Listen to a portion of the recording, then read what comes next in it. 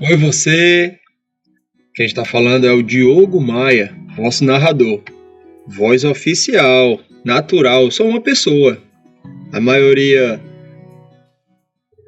de livros usam robôs, aquela voz artificial. Tem quem goste, mas eu não prefiro. Então, se você está gostando dos vídeos, eu agradeço. E, por favor, se inscreva no canal. Ajude esse projeto simples, mas de grande valor, a crescer. E, por gentileza, se puder também, dê o seu like. Tchau. Vamos agora a mais uma leitura. Olá, tudo em paz? Vou ler agora Famílias Indestrutíveis, o que não lhe ensinaram sobre a construção de um lar, do autor Rafael Neri. Capítulo 5. Fortalecendo o vínculo conjugal.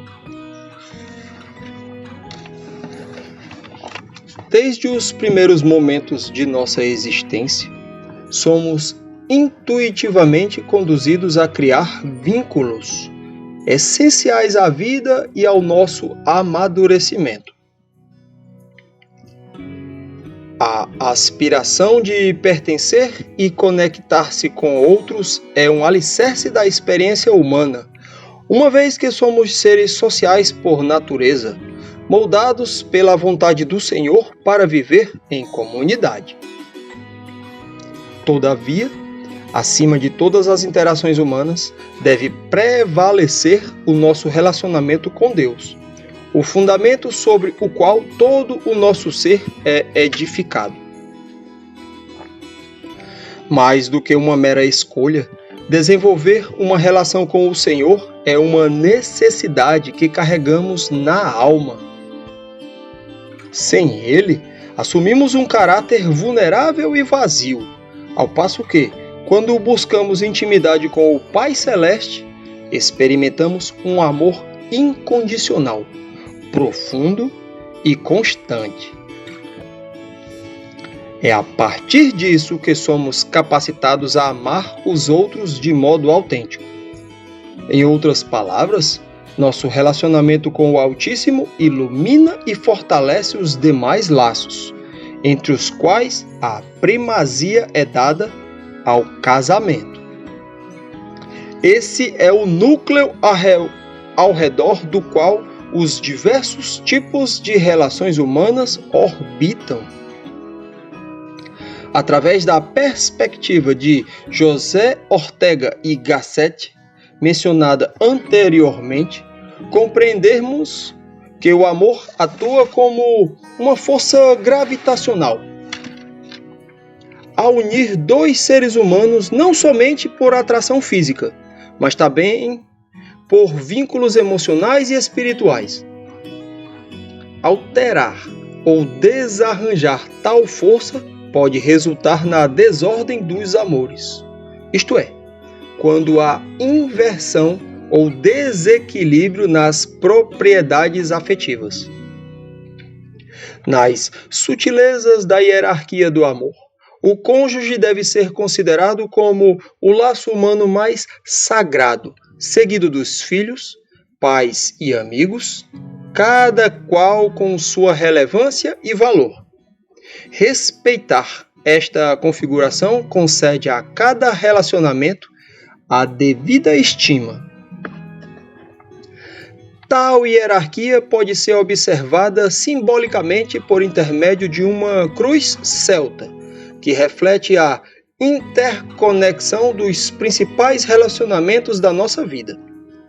Essa simbologia foi inspirada por um conceito que ouvi em uma aula do Ítalo Marcilli, tempos atrás, e a considero bastante pertinente à didática para traçar o tema em questão. A cruz celta assemelha-se a uma cruz tradicional, porém conta com linhas perpendiculares e, no ponto em que essas duas linhas se encontram, a intersecção, há um círculo que as contorna. No centro, posiciona-se o matrimônio, núcleo gravitacional de nossas relações, e, ao seu redor, delineiam-se os demais eixos que compõem nossa vida. Na extremidade inferior temos o eixo pessoal, que simboliza nossa autoestima, autoconhecimento e autocuidado. Identificamos o eixo eclesiástico na ponta superior, que faz alusão aos nossos vínculos congregacionais. À direita está o eixo laboral, o qual diz respeito à nossa trajetória profissional com suas respectivas conexões. E à esquerda se encontra o eixo dos afetos, figurado por nossos laços mais íntimos, familiares, amigos e todos que possuem uma relação especial conosco. Sem qualquer destes eixos ofuscar a primazia do laço conjugal, a consequência será um desequilíbrio que, se não tratado a tempo, pode culminar em uma forte crise.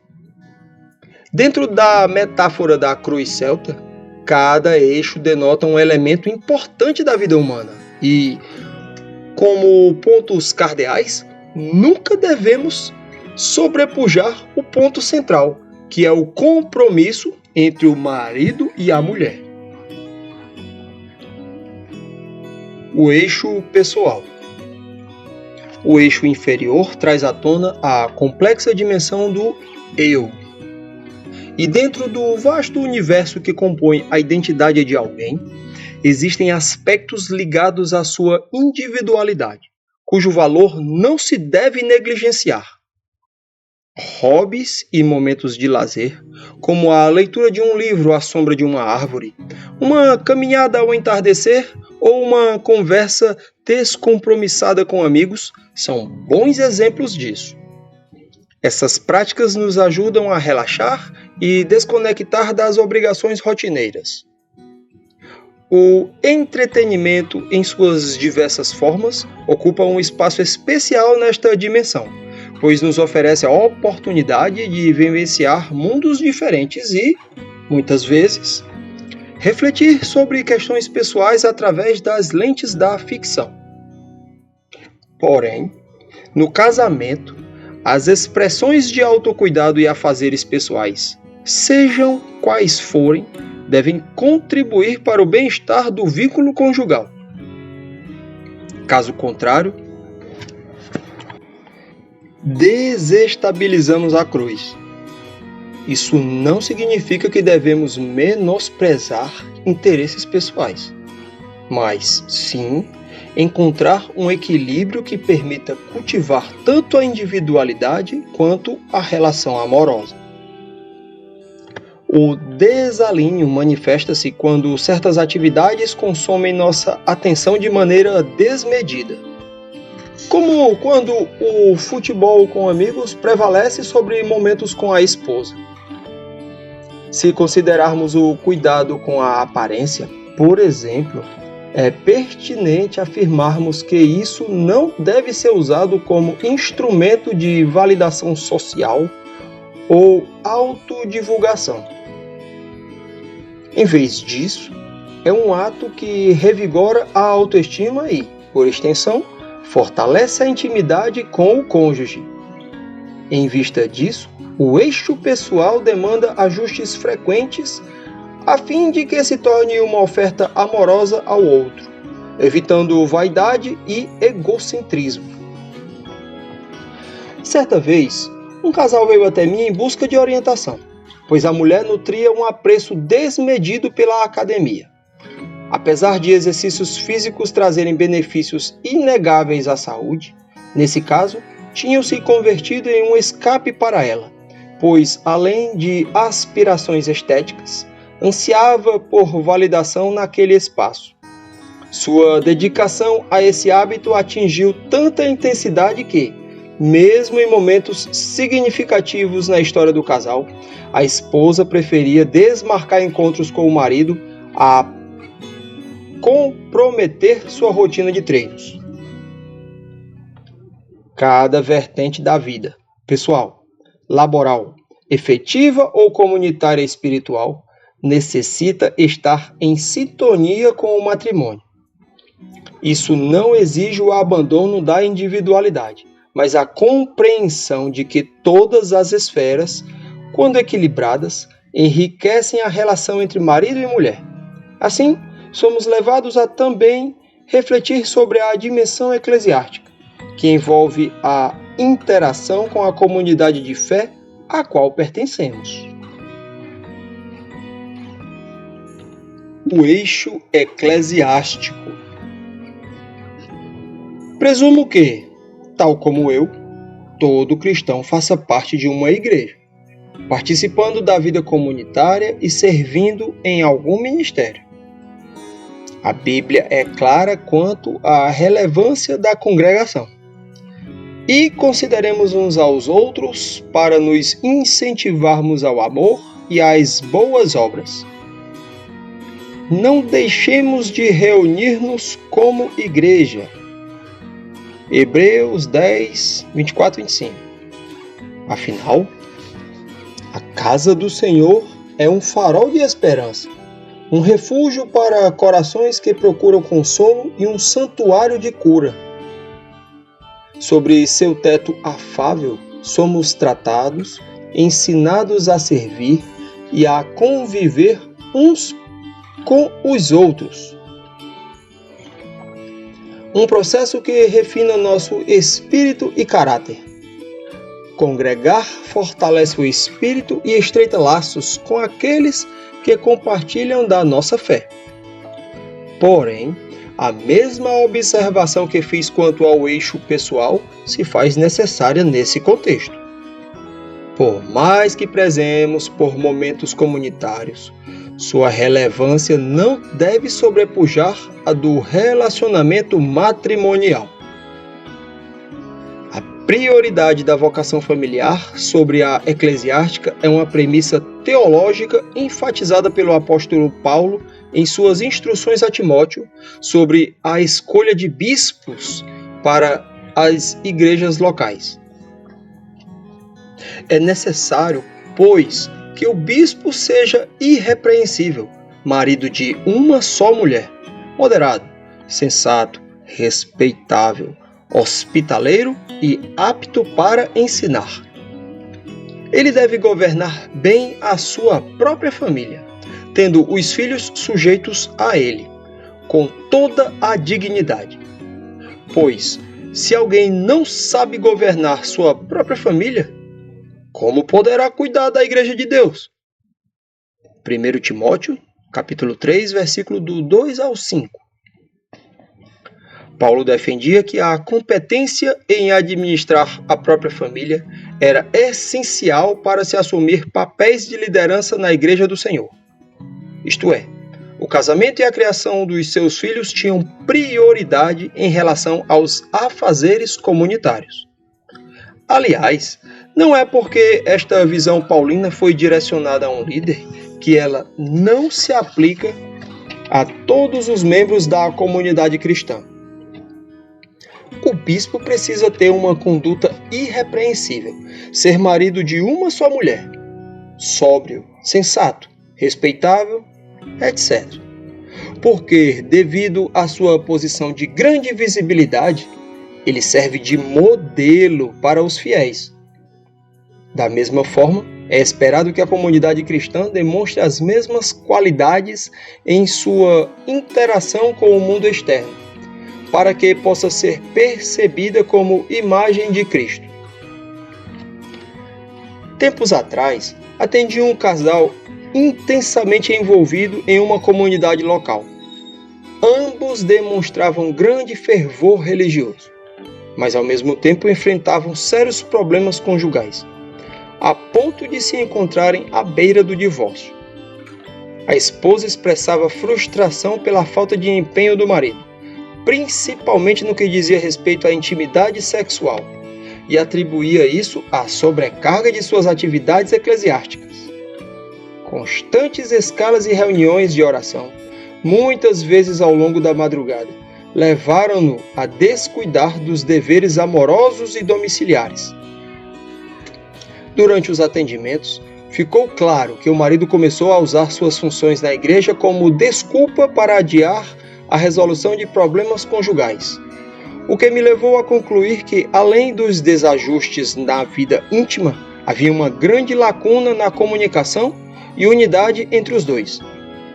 Graças ao bom Deus, houve restauração. Porém, o caso serve como um alerta a nós. Comprometer a relação com o cônjuge por conta do serviço à comunidade espiritual desafia os preceitos bíblicos que enfatizam a santidade da aliança entre o marido e mulher. A devoção à vida eclesiástica não justifica a negligência das responsabilidades familiares ou da proximidade com o parceiro. Na realidade, a harmonia entre os eixos demanda que ministério e matrimônio coexistam, uma vez que a devoção à vida eclesiástica também é algo louvável e agrada ao Senhor. Cabe-nos apenas ter o cuidado de considerar adequadamente o lugar de cada um em nossas vidas. Ressalto que, tratando deste eixo, refiro-me ao serviço ministerial, que inclui a ligação com irmãos e irmãs na fé, não ao nosso relacionamento pessoal com Deus, o qual deve sempre ser a nossa maior prioridade.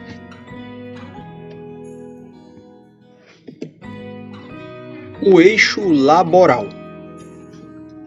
Nossa vida profissional também tem sua importância, pois, além de ser o meio pelo qual o Pai provê o nosso sustento, na maioria das vezes, é também um modo de cumprirmos o propósito que Ele designou para nós aqui na Terra.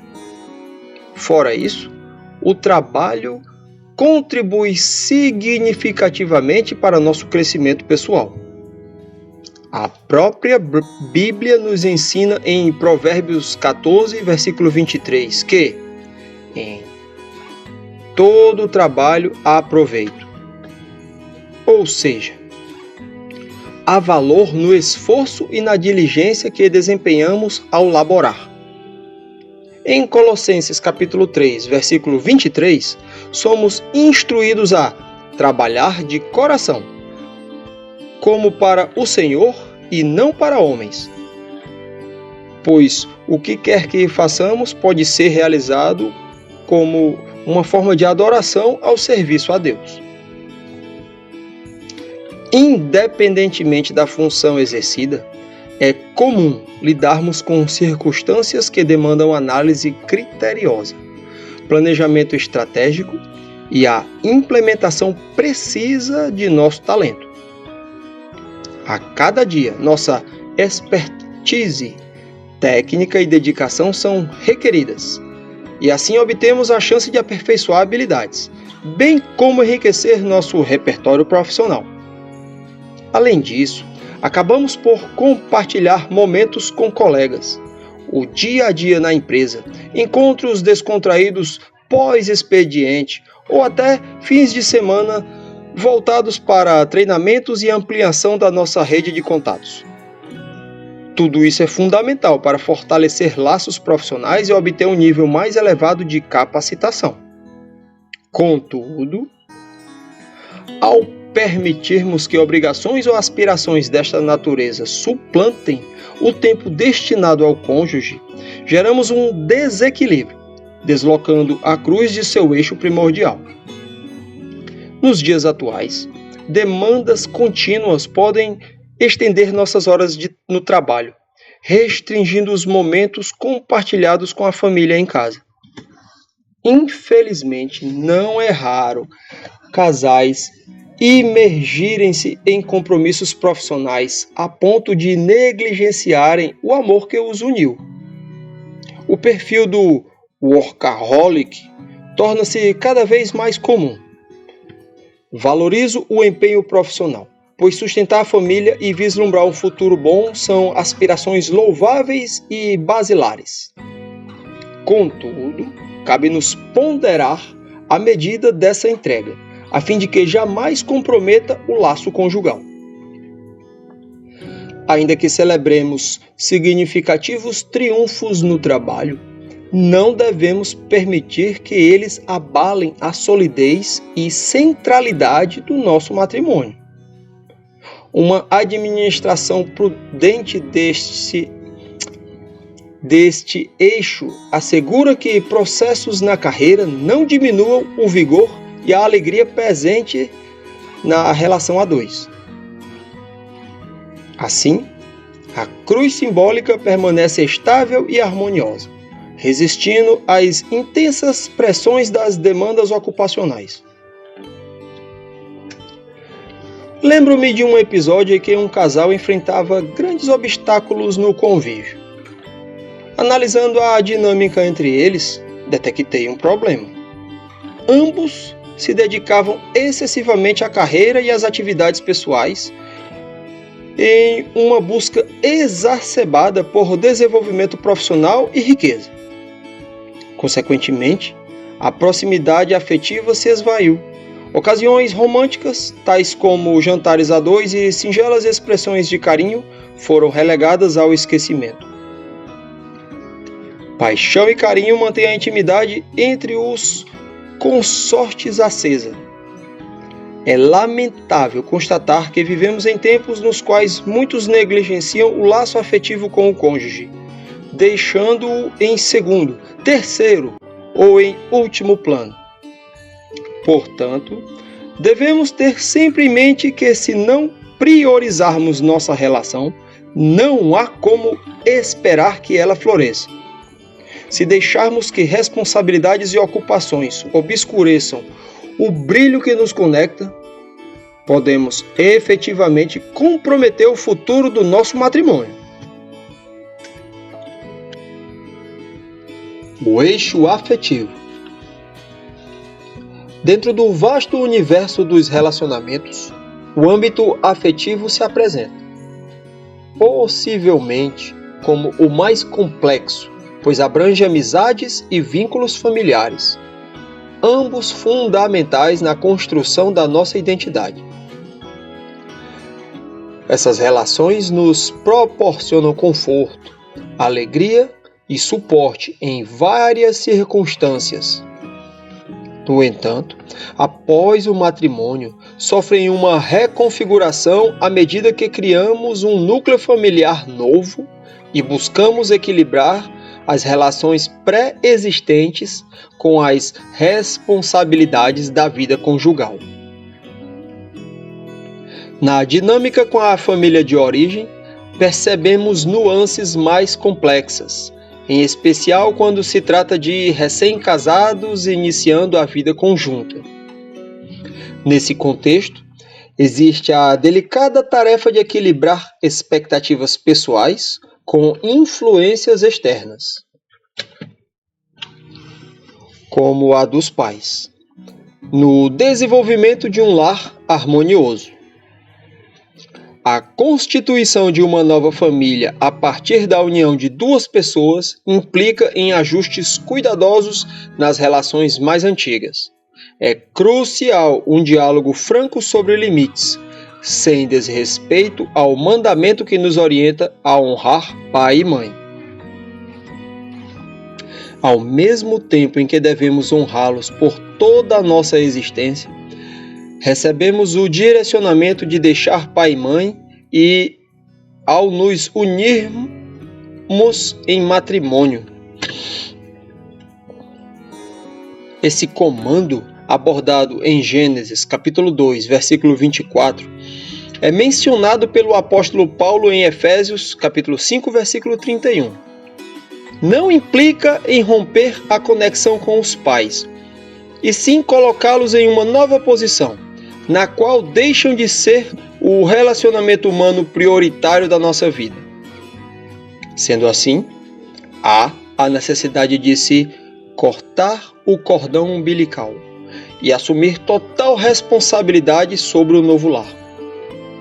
Tal processo estimula uma metamorfose nas relações familiares e permite ao casal criar sua própria unidade, com autonomia financeira, emocional e social, com suas prioridades específicas, bem como seus obstáculos e alegrias. Pense no conceito do filhinho da mamãe, por exemplo, um adulto que preserva laços exagerados com a figura materna, mesmo após constituir uma própria família. A imagem chega a ser quase caricata. Imagine um homem que vai até a casa da mãe para tomar café da manhã e lhe pede um ovo com gema mole e leite com achocolatado, quentinho. Esse comportamento infantilizado do homem que permite ou incentiva essa intervenção é impróprio e tira o protagonismo da esposa e relega a ela uma posição coadjuvante. E embora a mãe mereça respeito, sua intervenção direta nas dinâmicas conjugais não se mostra adequada. Aliás, se além de continuar cuidando da alimentação do filho já casado, ainda palpitar sobre questões que não lhe dizem respeito, pode complicar ainda mais a situação, pois sua tendência natural será a de proteger o filho, em vez de apresentar uma visão imparcial do cenário. Claro que levar em consideração a opinião dos pais é algo bom, pois em Provérbios capítulo 1, versículo 18, a própria palavra nos aconselha: ouça, meu filho, a instrução de seu pai e não despreze o ensino de sua mãe. Porém, ao mesmo tempo que a sabedoria parental é inestimável, deve ser circunscrita à esfera do conselho, de modo que o envolvimento deles permaneça consultivo, enquanto os cônjuges são incumbidos de tomar suas próprias decisões. Nossos pais, por mais sábios e maduros que possam ser, não estão imunes a erros e imprudências. Então, diante de possíveis intervenções inadequadas ou palavras impulsivas por parte de um pai ou mãe, compete ao filho, com ternura e firmeza, restaurar o ambiente de dignidade no âmbito matrimonial.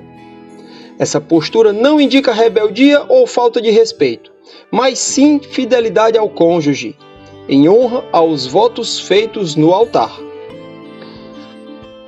Recordo-me de uma ocasião em que atendi um casal e a esposa expressou suas insatisfações com relação ao marido.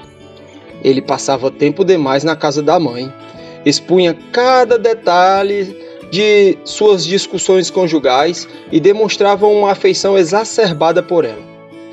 Constatei que ele tinha uma figura materna superprotetora e possessiva, que persistia em mimar seu filho único, mesmo que este fosse um homem adulto e casado. Ele reconheceu em si traços narcisistas, que o levavam a desfrutar da bajulação que recebia, e relatou a intensa crise de ninho vazio que sua mãe teve após seu casamento. A esposa, então, percebeu que estava casada com um homem imaturo, acostumado a ser tratado como uma criança.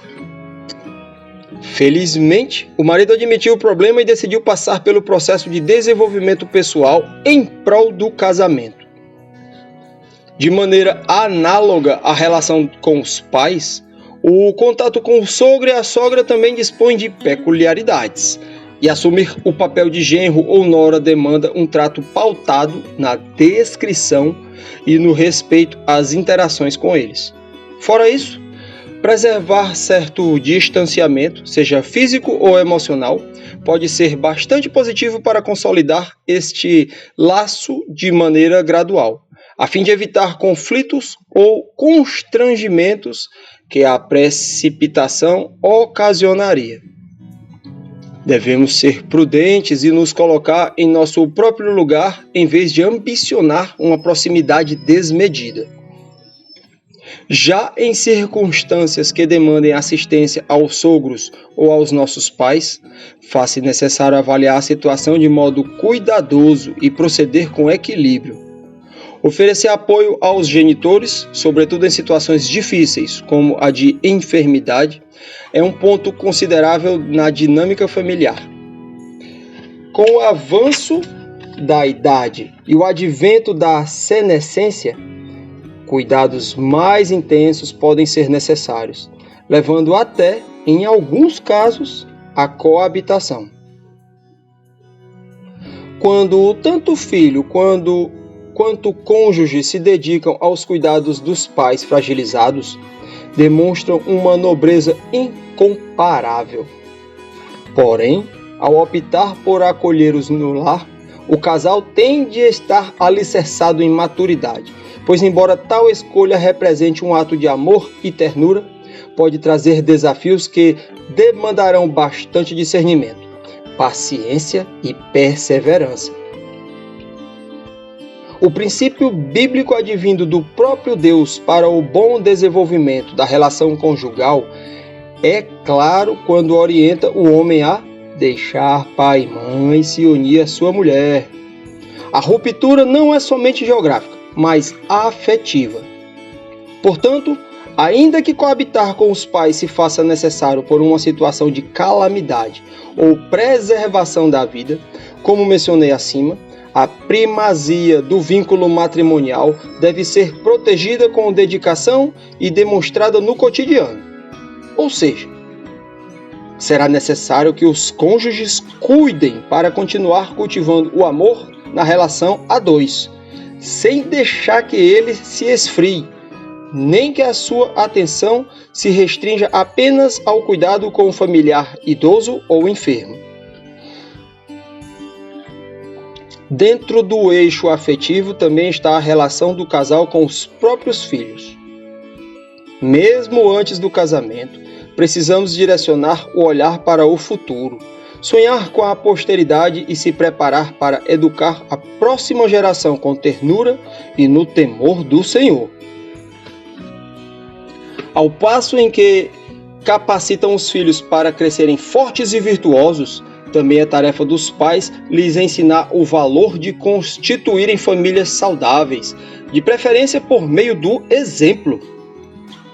Nesse processo, pai e mãe devem se lembrar de que um dia eles mesmos serão aqueles a quem os filhos deixarão para se unirem ao cônjuge, enquanto se perpetua o ciclo da vida. Muitos consideram o amor parental como o mais forte e prevalecente. Chegam até a questionar se existe algum vínculo que se compare a este.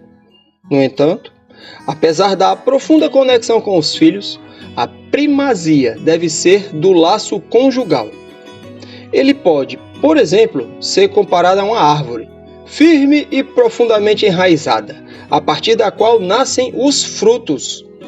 Uma vez que ela é cultivada com o esmero e dedicação, será fecunda e trará bons resultados. Atendi uma mulher que enfrentou problemas afetivos com o marido após dar à luz. Mesmo tendo passado pelo período usualmente recomendado para evitar a relação sexual pós-parto, ela ainda não se sentia pronta para retomar a intimidade física. Afinal, sintomas relacionados à oscilação hormonal persistiram. A situação se agravou quando meses se passaram e a inatividade sexual do casal persistiu, pois a esposa começou a utilizar as responsabilidades maternas como justificativa para continuar negligenciando a relação amorosa.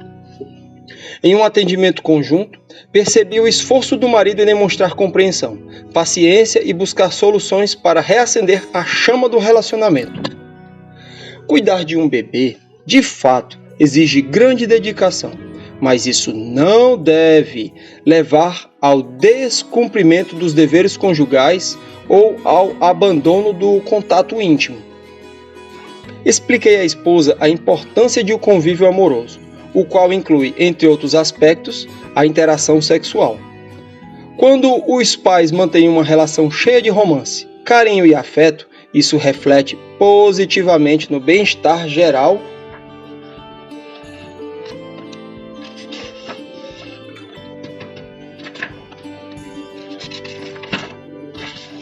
da família e proporciona um modelo de relacionamento saudável para os filhos.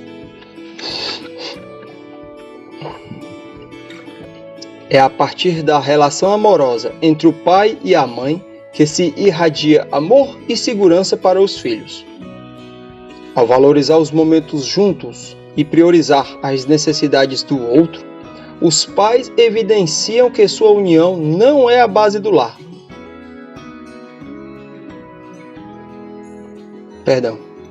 Que sua união é a base do lar.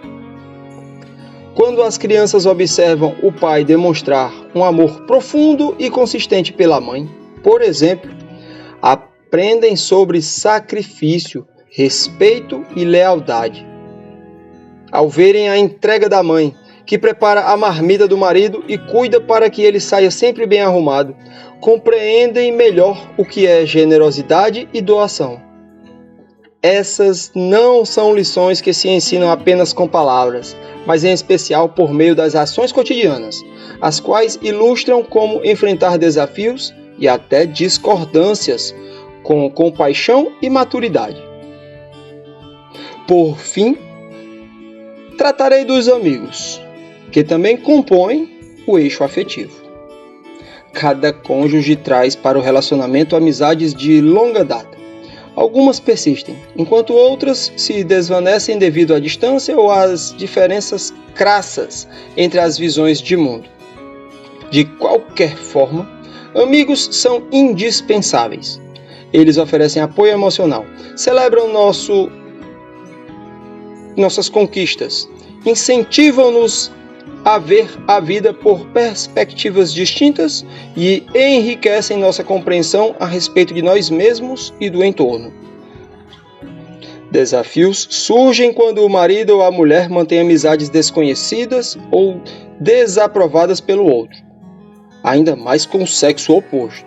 Afinal, isso costuma gerar o sentimento de exclusão da vida do parceiro, além de abrir brechas para desconfianças. É evidente que, nesse contexto, não me refiro a relações estritamente profissionais, que demandam engajamento social fora do contexto matrimonial, mas sim aquelas que se enquadram no âmbito pessoal. Contudo, seja qual for a natureza do relacionamento, devemos nos atentar ao que a palavra de Deus adverte em 1 Pedro, capítulo 5, versículo 8. Estejam alertas e vigiem. O diabo, o inimigo de vocês, anda ao redor como leão, rugindo e procurando a quem possa devorar. Vigilância e discernimento revelam-se essenciais para se manter a confiança entre cônjuges, mesmo em ocasiões de trabalho. Optar por não conduzir atendimentos particulares com mulheres no gabinete pastoral, por exemplo, não sinaliza dúvida quanto às intenções do pastor ou de sua esposa. Trata-se, na verdade, de uma medida que demonstra zelo pela imagem de todos os envolvidos. As interações entre amigos devem ser cordiais e fraternas, sempre pautadas no respeito mútuo, limites intransigentes e, acima de tudo, uma fidelidade inabalável ao cônjuge diante de Deus. Discutir tristezas, contratempos e dilemas internos com amigos do sexo oposto, em contextos como a igreja ou o trabalho, pode inadvertidamente estabelecer um ambiente vulnerável à tentação e abalar a confiança do parceiro. Entenda, não deve haver amigo mais próximo a você do que seu cônjuge. Essa percepção madura e absoluta se contrapõe às narrativas juvenis que muitas vezes idealizam amizades profundas com pessoas do sexo oposto. No que concerne a gestos de carinho ou cortesia, como beijos e abraços, a cautela tem que ser redobrada. Mesmo um cumprimento inocente e rotineiro deve ocorrer com discernimento, a fim de evitar desconfortos e equívocos aos envolvidos. Ademais, nas amizades compartilhadas pelo casal, a equidade é necessária. Se existe uma amiga em comum, suas interações devem ser mais frequentes com a esposa, se for um amigo, com o esposo. A intenção por trás dessa postura é prevenir complicações e assegurar que o amor entre o casal seja sempre preservado de modo respeitoso e marcado por honra. Usando minha própria experiência como exemplo, percebo como determinados cuidados são valiosos no eixo afetivo. Antes de me casar, eu dedicava as sextas-feiras à noite, junto com um grupo de homens piedosos, para orações comunitárias na igreja. Todavia, após meu casamento, percebi que isso causava desconforto em Jéssica e gerava tensões entre nós. Afinal, dada a exigência de meus deveres no quartel e no ministério eclesiástico, durante os primeiros meses da minha vida conjugal, as sextas-feiras deveriam ser reservadas para momentos especiais com minha esposa. Em outras palavras, apesar da nobre causa, abdicar de estar com minha esposa para orar com os irmãos naquelas noites era uma opção inapropriada. Hoje, reconheço meu erro, pois o cônjuge deve ser priorizado acima de qualquer outro relacionamento. Percebo claramente como o casamento exige constantes adaptações, pois se trata de uma extensa caminhada conjunta, concebida até a morte. A aptidão para definir prioridades, equilibrando outros relacionamentos e responsabilidades, ao passo em que se mantém princípios espirituais como pilares, conduz o casal por um caminho de vida plena, no qual Deus é o parceiro e o parceiro são valorizados. Dentro desta óptica, percebe-se a necessidade de uma hierarquia bem alinhada entre as relações, na qual o matrimônio desempenha um papel central. Todos os eixos, pessoal, laboral, comunitário espiritual e afetivo, são fundamentais para a nossa existência. Porém, devem estar a serviço do centro gravitacional das relações humanas, o casamento. À vista disso, casais devem se comunicar e ponderar cada questão proeminente, a fim de identificar e corrigir eventuais desvios. Cultivar esta compreensão possibilita o florescimento de um amor resiliente, capaz de enfrentar adversidades, e reforma tanto o vínculo entre marido e mulher, quanto todas as outras conexões que temos na vida.